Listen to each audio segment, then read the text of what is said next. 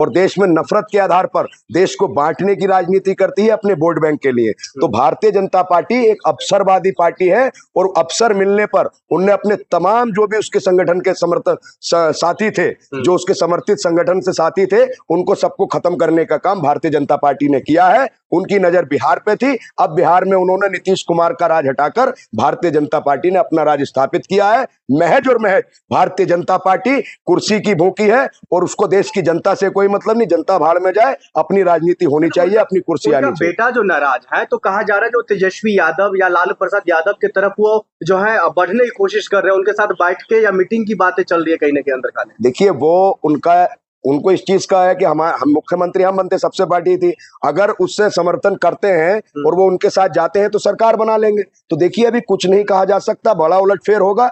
अगर सम्राट चौधरी सही से बिहार को चलाएंगे तो उनका समर्थन होगा, अगर नहीं हुआ तो सरकार डालमडोल हो सकती है। जब भारतीय जनता पार्टी जोड़ तोड़ की राजनीति कर सकती है, विधायकों की खरीद फरोख्त कर सकती है, तो कहीं ना कहीं इसको भी देखा जाएगा। लेकिन नीतीश कुमार खुद ऐसा नहीं कर पाए, वो खुद जो है ये कहीं ना कहीं साबित करने में लगे हुए मुख्यमंत्री से पद से बड़ा है राज्यसभा का पद। नहीं सर, मुख्यमंत्री से बड़ा तो नहीं है राज्यसभा का पद। लेकिन नीतीश कुमार के निर्णय से तो यही लग रहा है ना। नहीं, एक तरफ नीतीश को सुशासन बाबू कहा जाता था, एक तरफ बिहार का जन्मदाता जनकदाता कहा जाता था। नए बिहार बनाने का नीतीश कुमार 20 साल से दावा कर रहे हैं, लेकिन आज तक नया बिहार नहीं बना पाए। बिहार से जो पलायन का मुद्दा है, जो प्रवासी मजदूरों का मुद्दा है, बिहार से बेरोजगारी का मुद्दा है, गरीबी का मुद्दा है, महंगाई, तमाम मुद्दों पर नीतीश कुमार फेल हुए हैं। तो बिहार में बिहार की जनता ये चाहती है कि एक अच्छी सरकार बने, हमें रोजगार मिले, हम पलायन ना करें, हम तमाम जो प्रदेशों में और विदेशों में जाकर काम कर रहे हैं वो काम ना करें। तो हर व्यक्ति यही चाहता है कि उसे अपने घर में रोजगार मिले,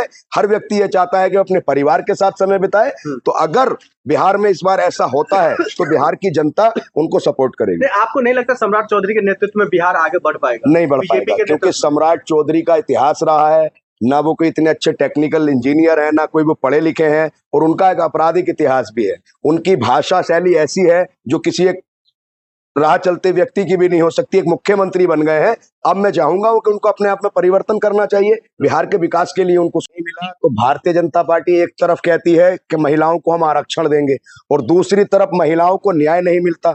जिस तरीके से बिहार की चाहे महिला बेटी हो या मणिपुर में जिस तरीके से देश की महिलाओं के साथ जो हुआ है, उस पर भारतीय जनता पार्टी के किसी नेता की कोई प्रतिक्रिया नहीं आती। आए दिन महिलाओं के साथ जो दूसरे दर्जे का न्याय किया जा रहा है, जो उनको दबाया जा रहा है भारतीय जनता पार्टी के लोगों के द्वारा, तो ये बहुत ही गलत है। हम इसकी मुखालफत करते हैं। भारतीय जनता पार्टी के लोग महिला आरक्षण के नाम पर अपनी नाकामी को छुपाने का काम कर रहे हैं। लेकिन सर बिहार में जो अभी का माहौल है, नया मुख्यमंत्री बना है, क्यों नहीं भरोसा हो रहा जो नए तरीके से तमाम चीजों को देखा जाएगा, ढांचा जाएगा, न्याय मिलेगा? देखिए, बिहार का जो मुख्यमंत्री बने हैं कोई इंजीनियर नहीं है, कोई वो देश के लिए मेडल नहीं लेकर आए, कोई नोबेल पुरस्कार विजेता नहीं है, कोई बहुत बड़े पढ़े लिखे विद्वान नहीं है, शायद 6वीं या 7वीं पास है। जब तेजस्वी यादव उप मुख्यमंत्री बने थे तो उनको नमी फेल कहा जाता था। अब जो ये मुख्यमंत्री जी हैं, इनका एक आपराधिक रिकॉर्ड भी रहा है, एक आपराधिक इतिहास रहा है। और इस तरीके से भारतीय जनता पार्टी जो जोड़ तोड़ की राजनीति करती है, महज सत्ता के और कुर्सी के लिए। एक तरफ सुशासन का राज था बिहार के अंदर, अब सुशासन को भारतीय जनता पार्टी ने हटाकर अब अपना मुख्यमंत्री बैठाल दिया। तो ऐसे मुख्यमंत्री से क्या उम्मीद लगाई जाए?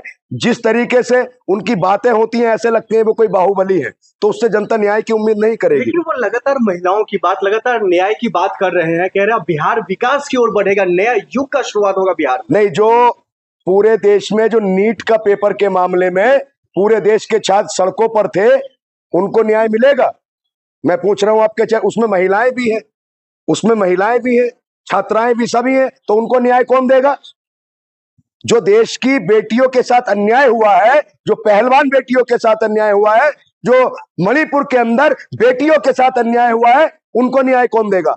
पहले भारतीय जनता पार्टी के लोग जिस तरीके से जो महिलाओं का उनके नेता शोषण कर रहे हैं, उनको न्याय कौन देगा? पहले उस पर बात करें। लेकिन अभी बिहार की बात है, बिहार की जो है विकास की बात वो कर रहे हैं। बिहार में लगातार अब जो है बिहार में प्रवासी मजदूर है वो बिहार में ही रहेंगे, इसकी बात करें तो गलत क्या है? नहीं सर, आप एक आंकड़ा उठाकर देखिए, पूरे भारत के अंदर और गल्फ कंट्रियों के अंदर, अगर इंडिया में सबसे ज्यादा कहीं लोग जो प्रवासी मजदूर कहीं के हैं किसी राज्य के, तो वो बिहार राज्य के हैं।